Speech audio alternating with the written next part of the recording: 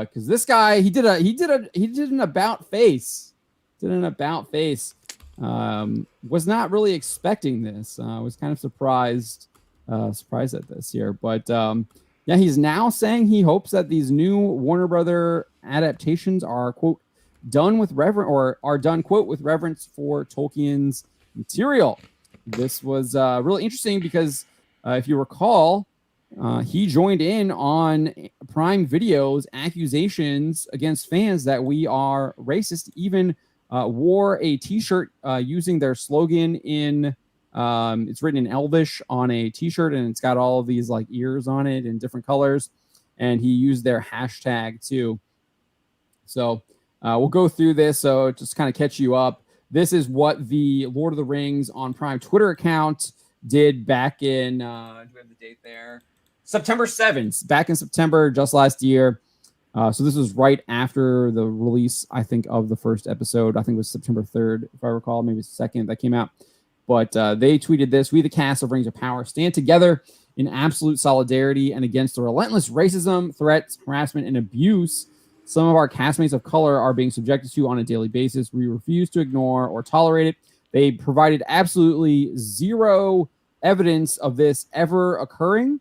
Most of the criticism towards the show was that it was not following Tolkien's Legendarium. It was making massive changes. They were claiming that Harfoots were proto-hobbits rather than being a breed of hobbits, clearly showing that they didn't understand what they were even talking about. And yes, there were criticisms. We criticized race swapping of elves and dwarves as well, because those characters do not look like that in Tolkien's I'm glad you didn't say Legendarium. hobbits, because those were Harfoots, okay?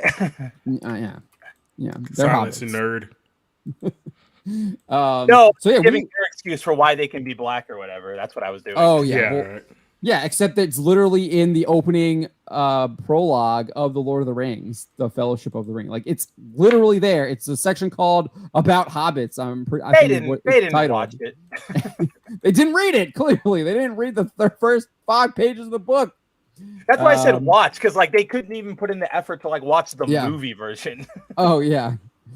So then the account went on though, and I do want to point out, because I know a lot of people, I think at the time, were saying like, oh, people weren't even criticizing this. Well, we criticized it. We do that. We criticize race swaps all the time because we want it to be true to the source material. So. And we'll continue doing that. But anyway, J.R.R. Tolkien they go on and say, J.R.R. Tolkien created a world which by definition is multicultural. True, but not in the sense that Word game, yep.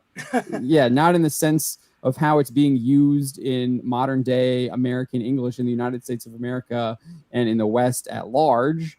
A world in which free peoples from different races and cultures join together in fellowship to defeat the forces of evil. Rings of Power reflects that. Our world has never been... I don't know if it really does. I guess you have a little bit of the elves and dwarves interacting a little bit, but for the most part, they're antagonistic. Maybe one or two characters are friendly, but not the other ones. And even that actual friendship leads to... In the Rings of Power, that friendship leads to the awakening of the Balrog. So, okay. And then... I guess you have the humans and the Galadriel, I guess, teams up with... oh my gosh, I'm blanking on the Atlanteans. Tolkien's name for the Atlanteans right now. I cannot believe I'm blanking on this. The Namorians. Yeah. The Numenorians. Yeah, so he teams up with them, and then they're all like annihilated. So, sure, your show doesn't show that. Stop. Our world has never been all white. Okay, like who was saying that? No one was. Middle Earth is not all white. No one was saying that either. Because we do know there are the Haradrim. We like those are in the books. Bring them up, yep. And you clearly have those, and you could have done a story with the Haradrim. Like there are those characters. So like stop. No one was saying that. No one was saying this. And then they go on and say BIPOC belong in Middle Earth, and they are here to stay. Basically, like we own the property. F you. Fair enough. You. I mean, yeah, that's pretty much it. And then they go on and say, finally, our love and fellowship that go out to the fans supporting us, because we're not just condemning those nasty bad fans. We're going to encourage our fans that actually are on our side. We see you, your bravery and endless creativity. Whatever that is, that like attacking the people that you're attacking too? Okay. Is that creative? I don't think so. I don't know, man. Your cosplays, fan cams, fan art, and insights make this community blah, blah, blah. And then they use this. There's a hashtag. We scroll down and look at the tweet. No. Go back right there. Hashtag you are all welcome here is what they use in the tweet with the images. So that's key. They use a hashtag you are all welcome here. So we scroll down, we'll see Elijah Wood's tweet here. Yeah, that's just. Yeah. So Wood joined in all this. He wrote, you are all, like right there. He uses their hashtag slogan, you are all welcome here. They literally, that phrase there is you are all welcome here in Elvish. And then they have the different color ears showing that they've race swapped them. Clearly approving of Rings of Power, Prime Videos, accusations against people, rightfully criticizing the show for its changes to Tolkien's Legendarium and its race swapping.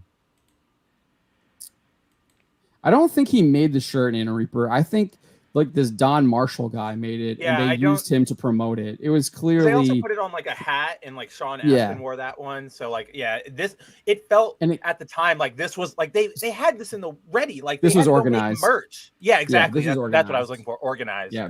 Prime Video worked with this Don Marshall guy to get this stuff out. They literally posted their tweets, and then I think like within less than 24 hours, these guys, all of the hobbits from I get except for Martin Freeman, I guess. I don't know. I didn't see him doing anything, or like the ones that aren't like main characters, or like they all did it because Sean Astin did it too.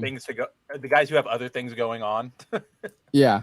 And Sean Astin did it with like a hat because he had the hat on, but they all did it within like 24 hours to like promote this and put their celebrity weight behind the accusations.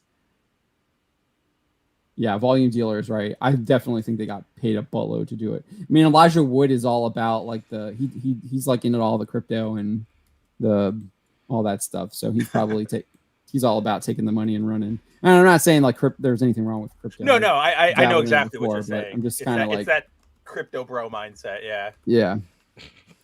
We're going to the moon or we're going to McDonald's, baby. Let's go. Come on, Elon, tweet Doge. Yeah. All right, so let's keep going here. So he actually spoke with GQ and completely did a 180 on this.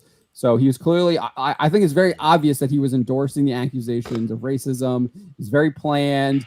They posted that, they used that slogan. He's literally endorsing the slogan and like wearing the slogan. So there's that. I mean, he didn't specifically like say like these fans are racist too, but like anyone can put one and one together and you get two, right? So he goes on and he tells, this is what he says, GQ. He says, I'm fascinated and I'm excited about these new Lord of the Rings adaptations that Warner Brothers announced. I hope it's good. I'm surprised. I don't know why I'm surprised because, of course, there would be more movies. Obviously, at the core of that is a desire to make a lot of money. Sure, clearly. Even Tolkien admits this in a lot of his letters. That's why he sold the rights to filmmakers. I mean, people do it all the time. You don't want, like Lord of the Rings wouldn't get to 3 books. One Piece wouldn't get to 1,004 chapters without, a good check. Yeah, there's nothing wrong with commercializing a product. Obviously, like you can fall into greed, but don't do it for your series, okay? If you have a Disney Plus series, don't commercialize your stuff. It's very bad. Yeah. And he makes this argument here, and I think he does it pretty well. It's not that a bunch of executives are like, let's make really awesome art. And again, not begrudging anybody because, of course, it is commerce, but great art can come from commerce. So those two things are not mutually exclusive. I 100% agree with that. There's plethora of examples of great art that has come from commerce. Comic books, obviously, we are bounding into comics. So like there's so many comic books. Like Maverick was literally that. Yeah, so there we have like you can get great art from commerce. Like no one is denying that, right? But then he goes and says only the communists are. Lord of the Rings didn't come out of that place. 100% true.